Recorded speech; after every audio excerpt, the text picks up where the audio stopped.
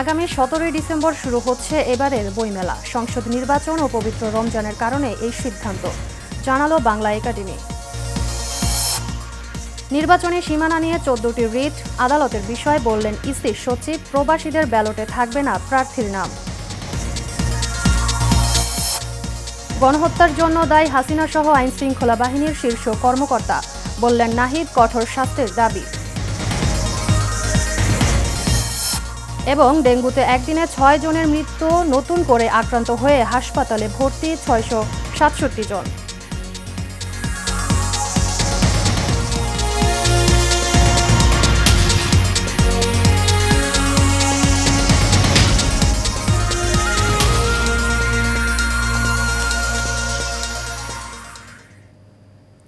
স্বাগত এশিয়ান নিউজে, আপনাদের সাথে আছি আমি মুক্তা ইসলাম। এতক্ষণ শুনছিলেন বিআরবি কেবল এন্ড রাস্টেজ লিমিটেড সংবাদ শিরোনাম। এবার বিস্তারিত। আসন্ন জাতীয় সংসদ নির্বাচন ও পবিত্র রমজানের কারণে অমর একুশে বইমেলা 2026 শুরু হবে চলতি বছরের 17 ডিসেম্বর থেকে। বৃহস্পতিবার আজ বাংলা একাডেমির মহাপরিচালক অধ্যাপক মোহাম্মদ আজম স্বাক্ষরিত এক প্রেস বিজ্ঞপ্তিতে তথ্য জানানো হয়েছে। এতে বলা হয়েছে, বিকেলে বাংলা একাডেমির শহীদ মনির চৌধুরী সভাকক্ষে অমর একুশে বইমেলা 2026-এর তারিখ নির্ধারণ সংক্রান্ত এক সভা অনুষ্ঠিত হয়। এতে সভাপতিত্ব করেন সংস্কৃতি বিষয়ক মন্ত্রণালয়ের সচিব মোহাম্মদ মফিদুর রহমান। সভায় উপস্থিত ছিলেন বাংলা একাডেমির মহাপরিচালক অধ্যাপক মোহাম্মদ আজম, একাডেমির সচিব, পরিচালকরা এবং বাংলাদেশ পুস্তক প্রকাশক ও বিক্রেতা সমিতির প্রতিনিধিরা। সবাই আসন্ন জাতীয় সংসদ নির্বাচন ও পবিত্র রমজানের পরিপ্রেক্ষিতে অমর একুশে বইমেলা 2026-এর তারিখ আগামী 17 ডিসেম্বর 2025 থেকে 17 জানুয়ারি 2026 পর্যন্ত নির্ধারণ করা হয়।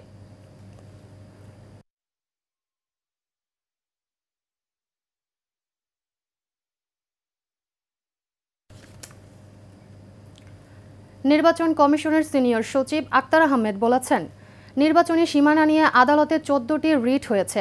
এখন বিষয়টি আদালতের অধীনে রয়েছে, সেখান থেকেই এর সমাধান হবে। বৃহস্পতিবার নির্বাচন ভবনের সাংবাদিকদের এসব কথা বলেন তিনি। আক্তার আহমেদ বলেন, প্রবাসীরা যে ঠিকানায় ব্যালট পেতে চান তা নির্ধারিত ম্যাপে দিতে হবে। তবে প্রবাসীদের ব্যালটে প্রার্থীর নাম থাকবে না, শুধু প্রতীক থাকবে।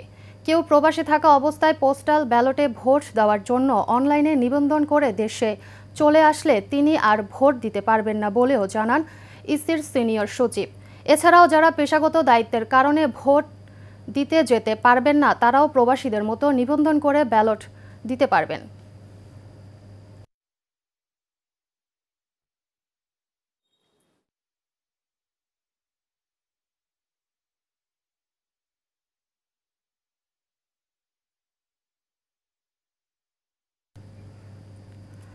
মানবতা বিরোধী অপরাধের মামলায় শেখ হাসিনা সহ 3 জনের বিরুদ্ধে নাহিদ ইসলামের সাক্ষ্য গ্রহণ শেষ হয়েছে। বিচারপতি গোলাম মুর্তজা মজুমদারের নেতৃত্বাধীন 3 সদস্যের ট্রাইব্যুনাল 1-এ তিনি জবানবন্দি দেন। এছাড়া ট্রাইব্যুনাল 2-এ আশুলিয়া 6 লাশ পোড়ানোর মামলায় তৃতীয় দিনের মতো সাক্ষ্য গ্রহণ চলছে। ওয়ালিদ সিদ্দিকীর রিপোর্ট। শেখ হাসিনা সহ 3 জনের বিরুদ্ধে মানবতা বিরোধী অপরাধের মামলার 47তম সাক্ষী হিসাবে দ্বিতীয় দিনের মতো জবানবন্দি দেন নাহিদ ইসলাম। জবানবন্দিতে তিনি 29 জুলাই থেকে 5 আগস্টের ঘটনা প্রবাহের বর্ণনা করেন।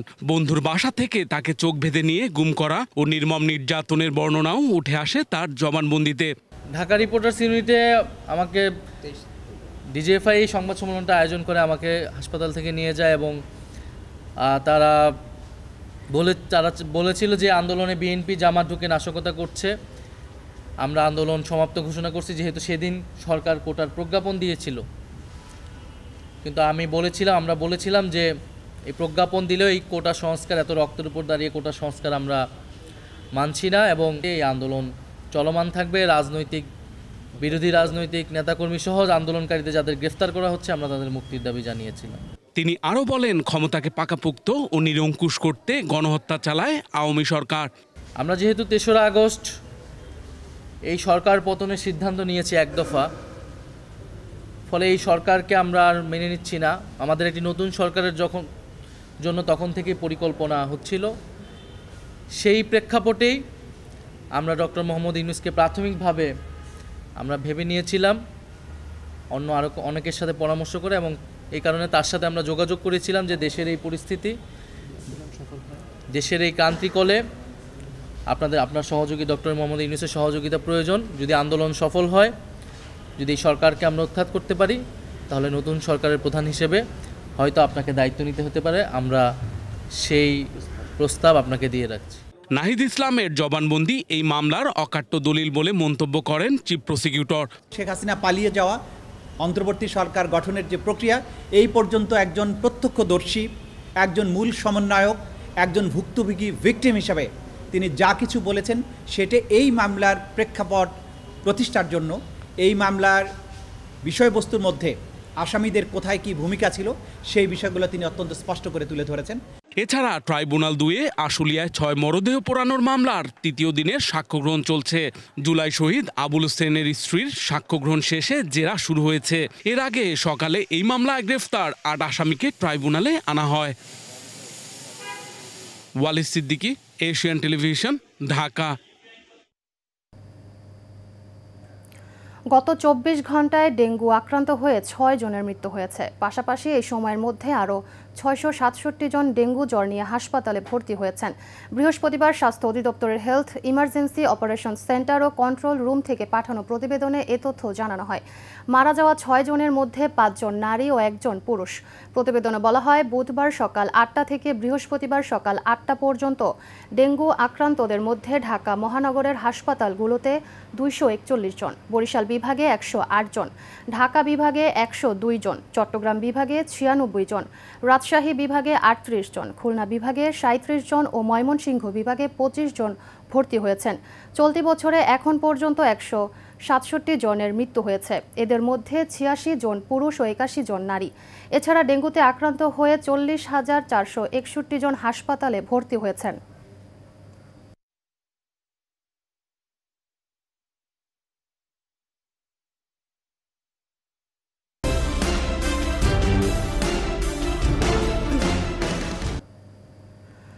গাজীপুরের শ্রীপুর উপজেলা রিপোর্টার্স ক্লাবের পূর্বের কমিটি বিলুপ্ত ঘোষণা করে 2 বছর মেয়াদী 17 সদস্য বিশিষ্ট নতুন কার্যনির্বাহী কমিটি গঠন করা হয়েছে। মাওনা চৌরাস্তা পল্লী বিদ্যুৎ মোড়ে শ্রীপুর উপজেলা রিপোর্টার্স ক্লাবের কার্যালয়ে এই কমিটি গঠন করা হয়। মোবারক হোসেন সভাপতি এবং শামীম আহমেদ প্রধানকে সাধারণ সম্পাদক করে 17 সদস্য বিশিষ্ট নতুন কমিটি ঘোষণা করেন ক্লাবের প্রতিষ্ঠাতা শেখ জসিম। এ সময় ক্লাবের সকল সদস্য, বিভিন্ন প্রিন্ট ও ইলেকট্রনিক মিডিয়ার সাংবাদিক বৃন্দ উপস্থিত ছিলেন।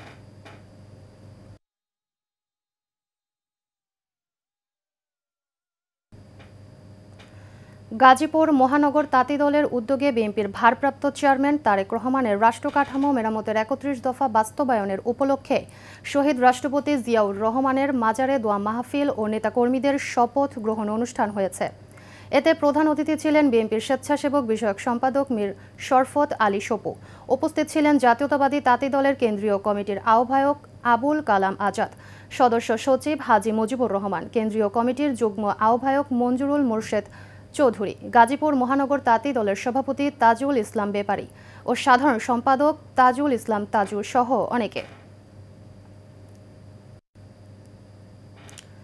টাঙ্গাইলের মির্জাপুর উপজেলার ছিট মাহমুদপুর উচ্চ বিদ্যালয় মাঠে মরহুম হাজী হোসেন উদ্দিন শিকদারের 4র্থ মৃত্যুবার্ষিকী উপলক্ষে ফ্রি মেডিকেল ও চক্ষু চিকিৎসা ক্যাম্প অনুষ্ঠিত হয়েছে।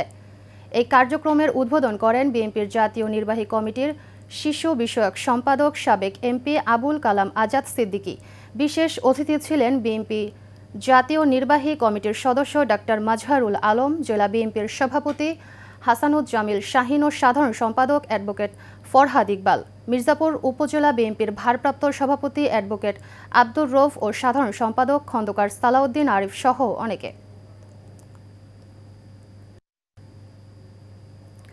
গাজীপুরের শ্রীপুর উপজেলা বিএনপির বিরুদ্ধে স্বজনপ্রীতি ও বঞ্চনার অভিযোগে সংবাদ সম্মেলন হয়েছে।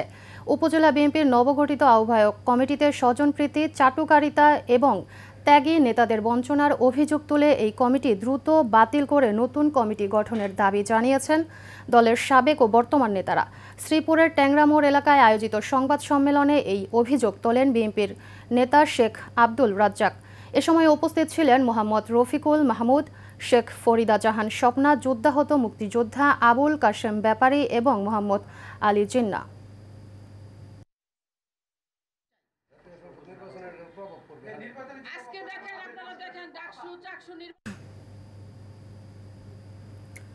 কেরানীগঞ্জে জমি আত্মসাতের লক্ষ্যে জোরপূর্বক খালি স্ট্যাম্পে স্বাক্ষর নেওয়া গুম ও হত্যা চেষ্টার প্রতিবাদে সংবাদ সম্মেলন করেছে ভুক্তভোগী পরিবার।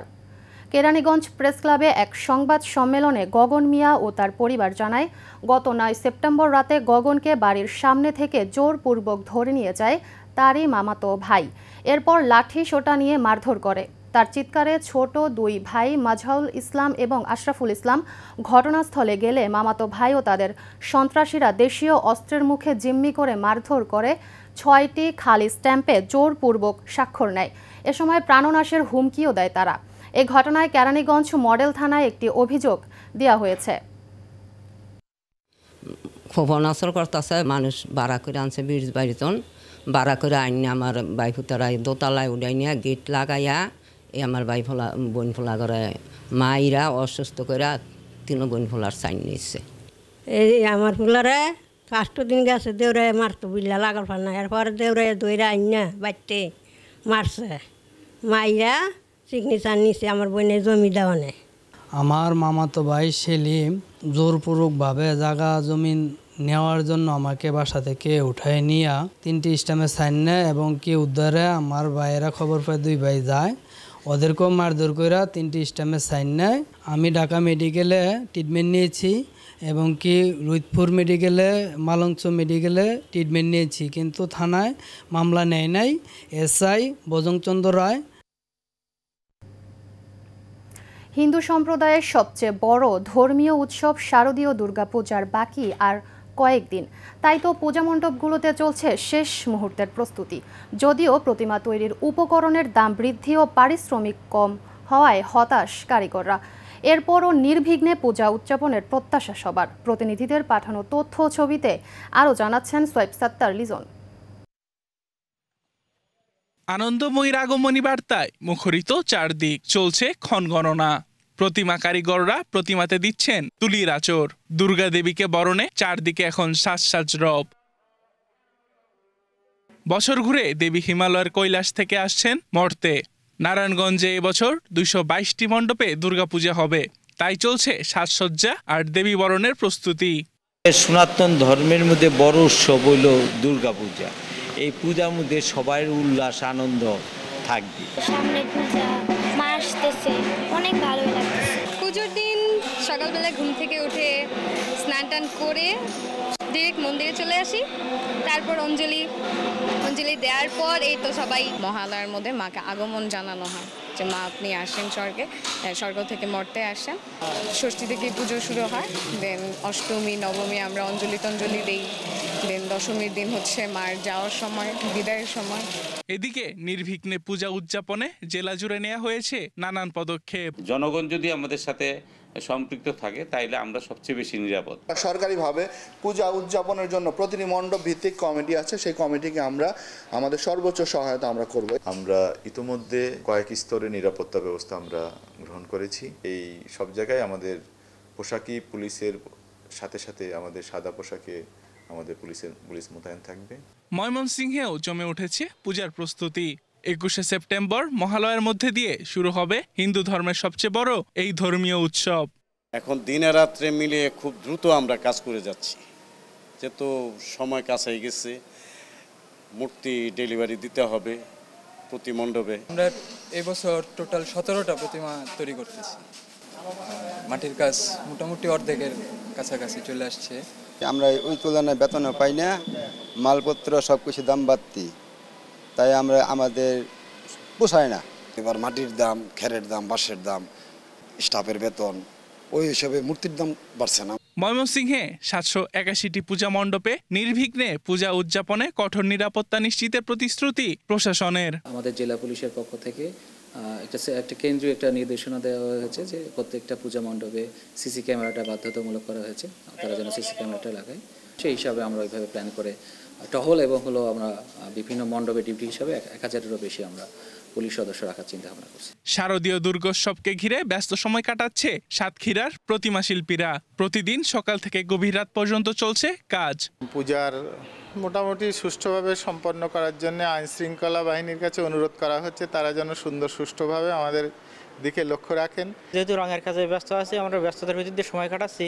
আমরা চাই সবার কাছে যে আমরা এই পুজোটা যেন সুস্থ সুন্দরভাবে আমরা কাটাইতে উপভোগ করতে পারি। পুজো আমাদের আনন্দ সকলের, এই আনন্দে আমরা আনন্দিত হই। আর আমাদের সবাই এখানে সাহায্য সহযোগিতা করে। হ্যাঁ, সব পুলিশ প্রশাসক যত কিছু আছে, ডিসিএসপি যা আছে, সকলে আমাদের পক্ষে সমর্থন করে। এবারে সাতক্ষীরা জেলায় ব্যাপক উদ্দীপনার সাথে আনন্দের সাথে আমাদের হিন্দু ধর্মের সবচেয়ে বড় উৎসব শারদীয় দুর্গা উৎসব উদযাপিত হচ্ছে। এবছর সাতক্ষীরায় 588টি মন্দিরে দুর্গাপূজা হবে। যে কোনো অপ্রীতিকর ঘটনা এড়াতে কয়েক স্তরে নিরাপত্তা ব্যবস্থা নিয়েছে পুলিশ। এলইডি লাইট অর্থাৎ তাৎক্ষণিক বিদ্যুৎ চলে গেলে যেন একবারে অন্ধকার না হয়ে যায়, এটা যেন সর্বোচ্চ নিরাপত্তা যেন থাকে, সেইগুলোর কথা বলেছি ভলান্টিয়ারদের কথা। শান্তির বার্তা নিয়ে দেবী আসবেন ভক্তদের মাঝে, সেই প্রত্যাশা হিন্দু সম্প্রদায়ের। সোয়াইব সাত্তার লিজন, এশিয়ান টেলিভিশন। সমাজের অসহায় দরিদ্র মানুষের কল্যাণের জন্য প্রতিষ্ঠিত স্বেচ্ছাসেবী সামাজিক সংগঠন হাজী মোহাম্মদ ইউসুফ ফাউন্ডেশনের উদ্যোগে বিনামূল্যে চিকিৎসা ক্যাম্প সম্পন্ন হয়েছে। এই উদ্যোগে শত শত দুস্থ অসহায় মানুষ বিশেষজ্ঞ চিকিৎসার পাশাপাশি বিনামূল্যে ওষুধ পেয়েছে। এতে প্রধান অতিথি ছিলেন ফাউন্ডেশনের চেয়ারপারসন মোসাম্মদ হাসিনা বেগম। উপস্থিত ছিলেন সদস্য মোহাম্মদ শাহিন পারভেজ, ডাক্তার মাসুদ পারভেজ, ডাক্তার জাসমিন আক্তার, ডাক্তার শারমিন আক্তার, ইসরাত জাহান মুক্তা সহ অনেকে।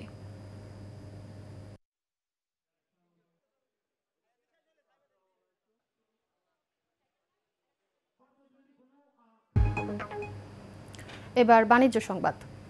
রাজধানীর বসুন্ধরায় শুরু হয়েছে 3 দিনব্যাপী আন্তর্জাতিক সুরক্ষা প্রযুক্তি মেলা। বৃহস্পতিবার এর উদ্বোধন করেন প্রধান উপদেষ্টার বিশেষ সহকারী Faiz Ahmad Taiyab. International security and safety expo 2025-এ দেশি বিদেশি শতাধিক প্রতিষ্ঠান অংশ নিয়েছে। প্রদর্শনীতে রয়েছে অগ্নি নির্বাপক প্রযুক্তি, স্মার্ট মনিটরিং সিস্টেম, সাইবার সুরক্ষা ও ব্যক্তিগত সুরক্ষা সরঞ্জাম সহ নানা উদ্ভাবন। আয়োজকদের প্রত্যাশা, এই আয়োজন শুধু প্রদর্শনী নয়, দেশের নিরাপত্তা শিল্পে নতুন দিগন্ত উন্মোচন করবে। মেলা চলবে 20 সেপ্টেম্বর পর্যন্ত।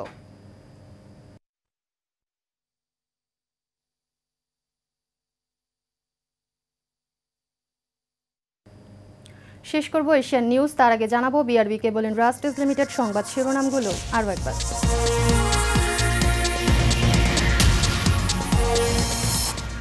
আগামী 17 ডিসেম্বর শুরু হচ্ছে এবারের বইমেলা। সংসদ নির্বাচন ও পবিত্র রমজানের কারণে এই সিদ্ধান্ত, জানালো বাংলা একাডেমি। নির্বাচনী সীমানা নিয়ে 14টি রিট আদালতের বিষয় বললেন ইসি সচিব। প্রবাসীদের ব্যালটে থাকবে না প্রার্থীর নাম। গণহত্যার জন্য দায়ী হাসিনা সহ আইনশৃঙ্খলা বাহিনীর শীর্ষ কর্মকর্তা, বললেন নাহিদ। কঠোর শাস্তির দাবি। এবং ডেঙ্গুতে একদিনে 6 জনের মৃত্যু, নতুন করে আক্রান্ত হয়ে হাসপাতালে ভর্তি 667 জন।